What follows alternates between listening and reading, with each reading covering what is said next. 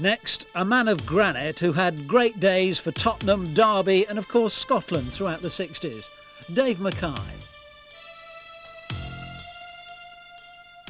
And Mackay is another of our hard men who's been immortalised in a famous photograph, a remarkable snapshot of his frustration with Leeds' Billy Bremner.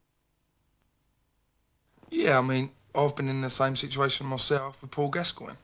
And a lot of people say to me, like, that put you on the map, if you like, you know.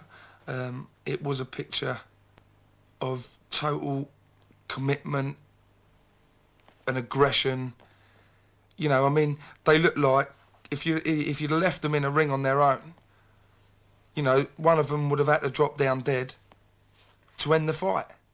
You know, they were like two pit bull terriers. For me, I think Dave Mackay was more of a thoroughbred of the early times. You know, I think he could have sort of played in today's football. A lot of people say to me, what's the difference between football then and football now? You know, I think it's a lot more physical and, you know, it's a lot quicker now. But I think he could have coped very quickly. The only thing is, it's like myself sometimes. I get very frustrated, and I'm sure if he played now, he'd get frustrated with the referees because, you know, they just don't give you an inch. You know, and he would probably say the same. I don't think they understand it, you know. It's not life and death, it's more than that. It's Mackay this time. And a goal! Dave Mackay, for me, was one of the most charismatic characters, and characters, full stop, that I have ever known in the game. He was a great player. He was talked about as a rugged, tough midfield player, but I thought he was definitely one of the best one-touch players that I'd seen. Mackay was the heart of the Tottenham League and FA Cup double-winning side of 1960-61, the first side this century to achieve such a feat. He managed only 4 league goals that season, but Bill Nicholson had bought him from Hearts for other reasons. Mackay was so confident.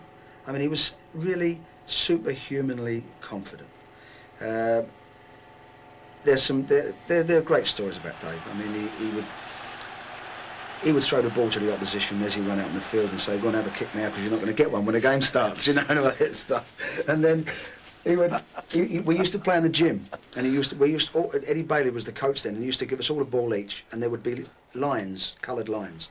There'd be a yellow line, red line, blue, and we'd all have a ball at our feet, and Eddie Bailey would say, "Right now," and I'm sure he used to make it up as he went along, he'd say, "I want you to chip the ball against the blue line, and as it come up, catch it on your thigh and bounce it up on the red line, and then volley it against the yellow one, and as it come up, bump it up on your chest, on your head, volley it up against the white line, and as it come back, kill it dead," you know. And we'd all look and say, "Yeah, terrific, Ed, you know, good."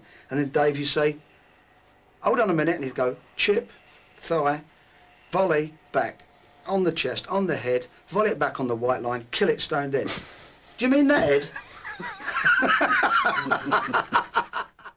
A championship and 2 FA Cup wins in the early 60s were followed by European glory nights, although Mackay missed the Cup Winners' Cup win in 1963. One interesting thing about him, though, he was never dismissed. Never ever sent off. I think I was told to go off once, but that was a bit dubious, and the referee changed his mind. But in my whole career, I've never been sent off, which I'm very, very proud of. Injury, though, interrupted Mackay's career in 1963. A broken leg sustained at Old Trafford. He broke it again in a reserve match before returning to lead Spurs to more glory in the 1967 Cup final against Chelsea. Bill Nicholson described Mackay as the complete professional, the heartbeat of a team with his fierce will to win in every game of every kind.